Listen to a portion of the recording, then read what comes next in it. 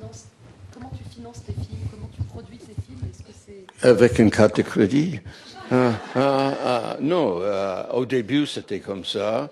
Et maintenant, c'est le public television en Amérique me donne entre 15 et 20%, et le reste vient des fondations. Il y a le Ford Foundation en Amérique donne l'argent pour les films documentaires. Il y a quelques autres fondations. En Amérique, il n'y a que 8 ou 10 endroits où on peut aller pour l'argent, et on rencontre tous ses amis documentaristes dans les bureaux de ces fondations, et où on trouve l'argent, où on ne trouve pas l'argent. Moi, je ne prends jamais l'argent privé, et en général, il y a quelques exceptions, mais en général, en Amérique, j'hésite à parler de France, en Amérique, les gens qui travaillent dans la télévision publique n'ont aucune connaissance du cinéma. Ils sont des bureaucrates culturels, et moi, par naïveté, par innocence, quand j'ai commencé, j'ai insisté que c'est moi qui contrôle le film. Et ils ont accepté ça, et je continue à travailler comme ça, parce que je crois que c'est ridicule de dire en avant pour les films comme ça, quels soient les thèmes, quelle soit la durée, qui soient les personnages principaux, bla bla bla. C'est simplement les chaînes demandent ça pour protéger les bureaucrates. Ça n'a rien à faire avec le film.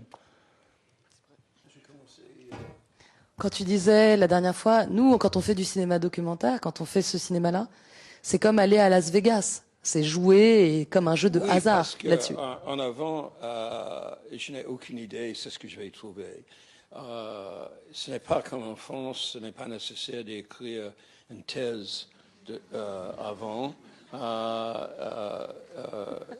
parce que avant le tournage, j'ai passé une demi-journée à le bureau de Centre de sécurité sociale, et je n'aime pas être là, je ne fais pas la recherche.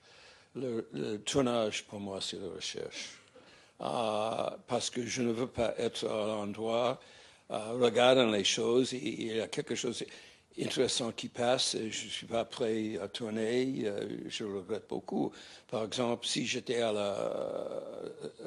cet centre le jour que le couple est venu et je n'étais pas prêt à tourner, c'est presque, il faut que je me suicidais de manquer un événement comme ça.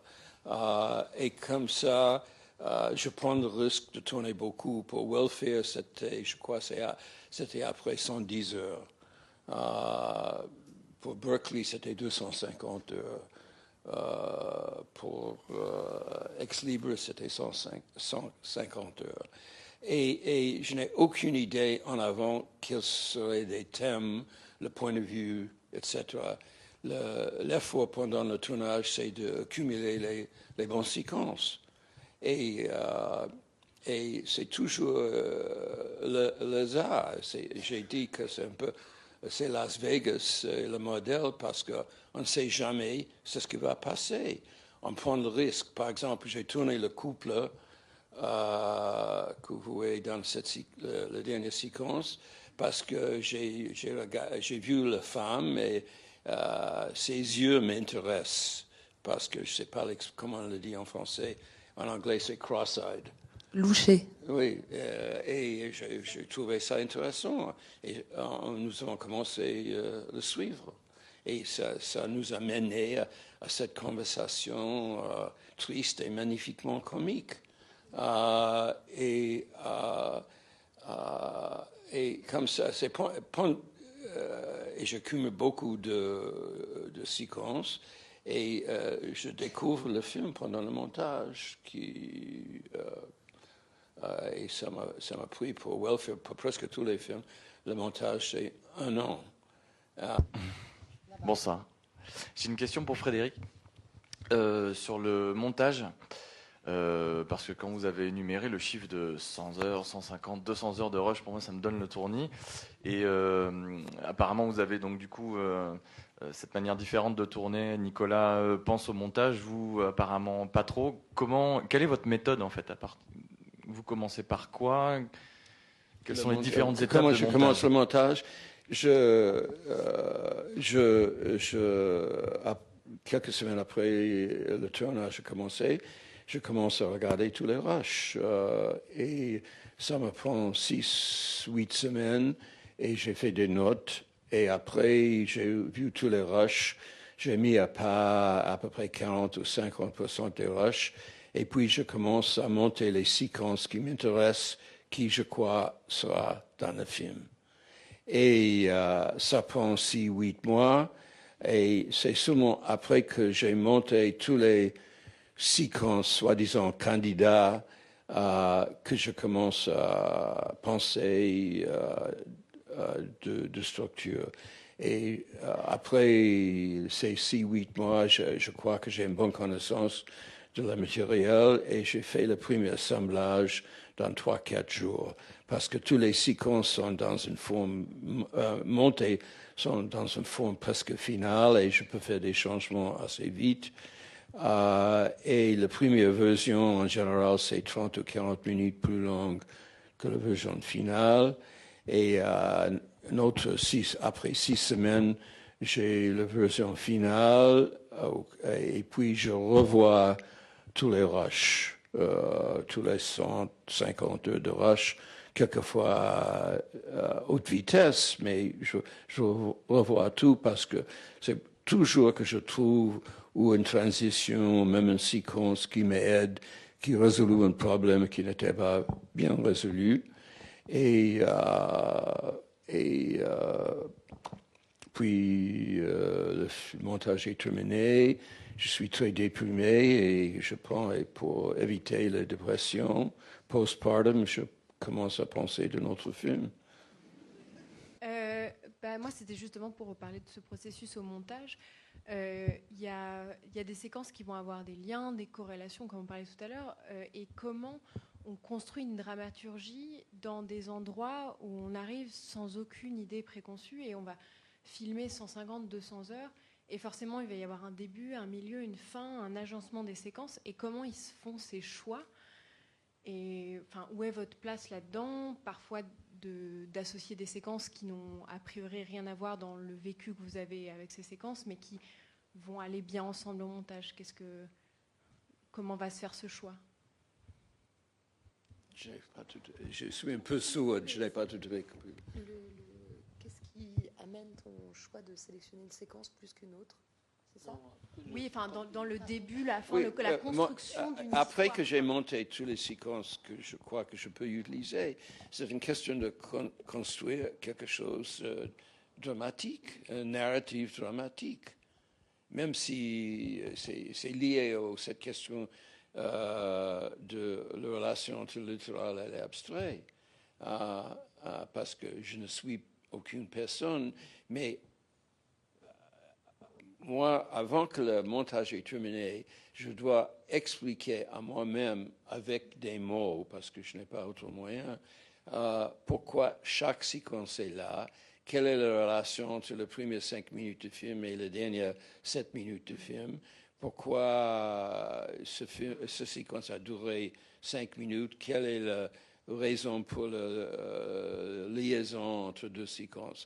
Je dois mettre dans les mots, je dois répondre aux questions pourquoi pour chaque moment de film, chaque plan de film. Et la seule façon que je sais que le montage est terminé, si je crois que je me donne une bonne explication, même si personne d'autre est d'accord. Mais il faut tout le montage, je parle avec moi-même, mais naturellement, je trouve ça très intéressant. Moi, je n'ai aucune idée que c'est seulement vers la fin du montage que j'ai découvert les thèmes. Parce que c'est toujours une question comment les événements seront liés.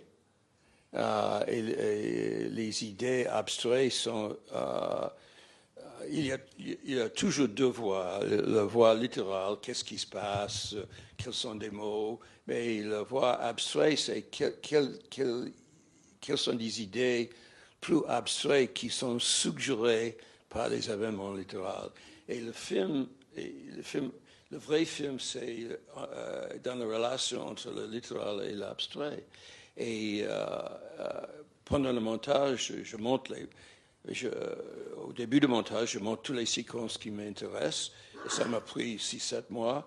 Et c'est seulement que je commence de penser sur l'ordre, la structure, que les idées viennent. Il me semble que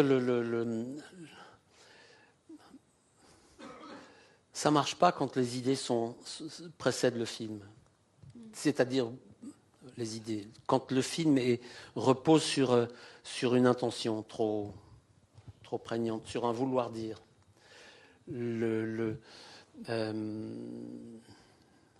L'ennemi, comme disait Labarthe, l'ennemi c'est l'intention. Et la mise en scène consiste à effacer toutes les traces de l'intention. Oui, mais en documentaire, j'ai l'impression qu'il y a une notion importante qui s'appelle le dispositif et qui déjà est du côté de l'écriture.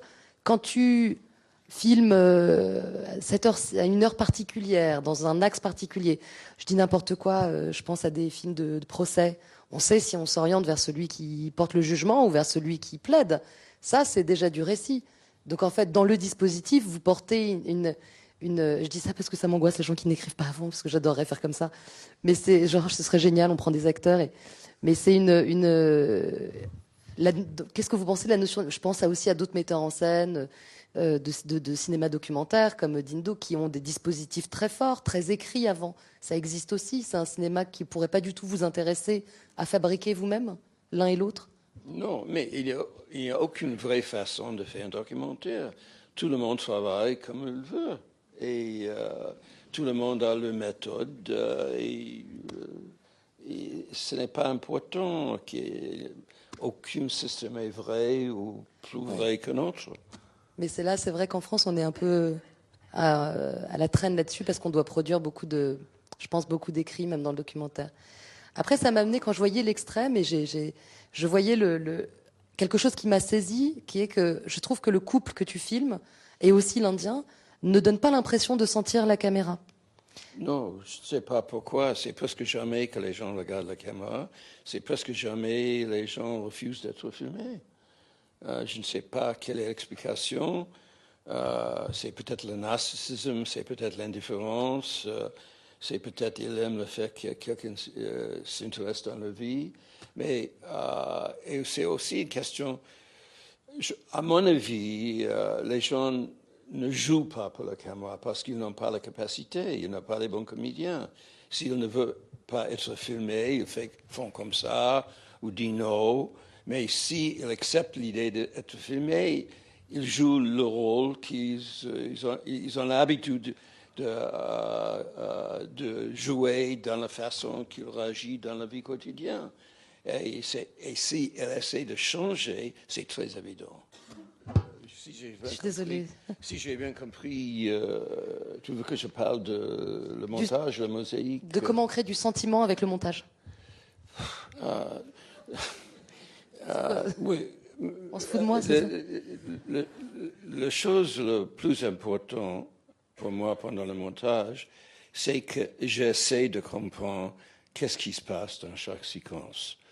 Si je ne crois pas, même si c'est illusoire, même si j'avais tort, il faut que je pense que je comprends, c'est ce que je vois, c'est ce que j'entends.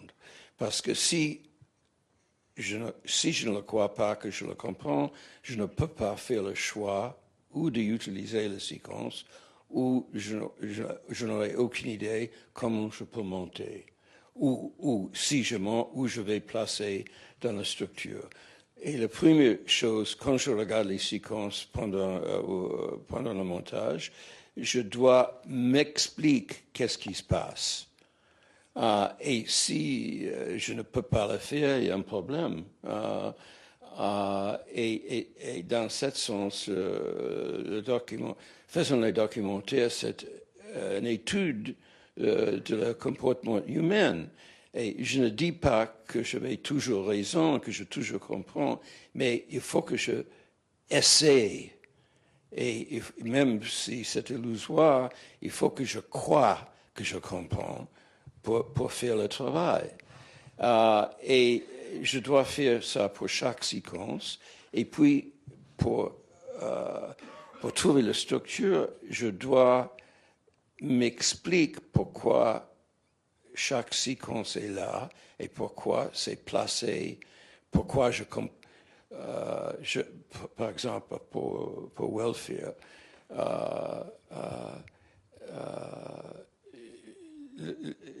le premier choix, c'est le titre. Et j'ai toujours quelques mots très simples. Autour du titre, il y a question de typographie. Et pour Welfare, j'ai choisi une typographie que j'ai pensé était très élégante, qui est un peu de contraste avec ce qu'on va voir dans le film. Et la première séquence, on commence le son au-dessus du titre. Et puis, la première séquence, c'est une sorte de prologue de ce qu'on va avoir dans le film. Et la première séquence, c'est la séquence de photographie. Et les choses littérales qu'on voit dans cette séquence, on comprend que le Centre de sécurité sociale demande aux gens qui veulent l'aide de l'État une carte d'identité. Pour la carte d'identité, on a besoin d'une photo. Ça, c'est l'aspect littéral. L'aspect un peu abstrait, c'est qui sont les gens qui sont photographiés. À l'époque, quand j'ai tourné le film, c'était en 1973. L'idée bien partagée par beaucoup de gens, c'était que ce n'était que les Noirs qui reçoivent la sécurité sociale. Et comme j'ai vu dans ce centre qu'il y a des gens de toutes les races, tous les âges, tous les genders, etc., j'ai fait le choix. Comment est-ce que j'ai fait le choix des gens qui vous voyez dans cette séquence? Et j'ai fait exprès d'aucune race est dominante. Il y a des hommes, des femmes, des noirs, des asiatiques, des blancs, des latinos, etc. Et il n'y a pas une voix off qui dit ça, mais vous le voyez par les images. J'ai essayé de raconter cette histoire par le choix des images. Et aussi, c'est une question des vêtements. Je me demande pourquoi, par exemple, il y a un homme dans cette séquence de photographie qui arrive à le centre dans son uniforme de le service militaire. On peut dire qu'il est arrivé parce qu'avant qu'il était venu au bureau, il est allé à une réunion de ses amis dans l'armée. Mais c'est aussi peut-être possible qu'il a apporté cet uniforme parce qu'il avait un peu de chagrin de demander la sécurité sociale et il veut montrer aux gens dans le bureau qu'il a aidé son pays comme soldat. Mais je ne sais pas si c'est vrai, mais ça c'était mon idée. Mais il faut et comme ça c'était nécessaire de penser pourquoi les gens, pas seulement les mots, mais pourquoi ils apportent les vêtements. Et il faut toujours s'expliquer. Et aussi dans cette séquence, on comprend que le centre demande les photos. Cette séquence, après cette séquence, on voit l'extérieur de bâtiments, de centre, mais c'est le seul extérieur dans le film. Mais dans la prochaine séquence, on est dans la salle d'attente. Et dans la salle d'attente, on voit aussi des gens différents. ça donne aussi l'idée, la même idée que la séquence de photographie, mais aussi le son, on entend dans les numéros, 43, 70, je ne sais pas. Mais une fois, quelqu'un dit Alexander Carswell, et il y a des gens qui voient le film et en regardant cette séquence, on demande, c'est horrible que le centre donne les gens les numéros. Ils sont, c'est comment on dit, dehumanizing des humanités. Mais ça peut aussi suggérer que le centre veut protéger la vie privée des gens et ne annonce pas leur nom et comme ça tout le monde qui est dans la salle d'attente n'a aucune idée quels sont les noms des autres gens qui attendent. Et parce que il y a une fois quelqu'un dit Alexander Carswell, ça pose la question entre les numéros et les vrais noms. Et aussi, il y a un plan dans la salle d'attente d'un jeune homme qui fait les sketchs. Pourquoi que j'ai mis ce plan? Parce que ça, pour moi, je ne sais pas si pour quelqu'un d'autre, mais ça suggère la différence entre qu'est-ce qui se passe dans le 19e siècle et dans le 20e siècle. Parce que dans le 19e siècle, à Londres, il y a M. Mayhew qui a fait des sketchs et il a raconté le centre de sécurité sociale dans le 19e siècle. C'est une autre forme de donner l'impression de qu'est-ce qui se passe dans les endroits comme ça. Can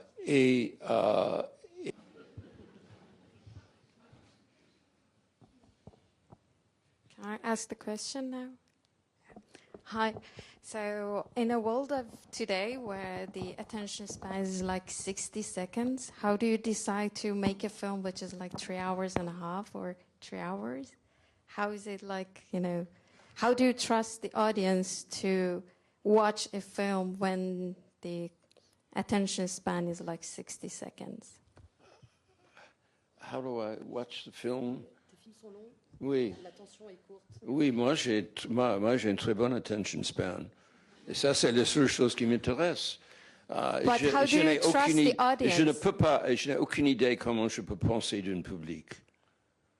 Américain, français, je ne sais pas. J'ai assez de difficultés en comprenant ce que je pense. Comment je peux penser d'un autre? C'est impossible.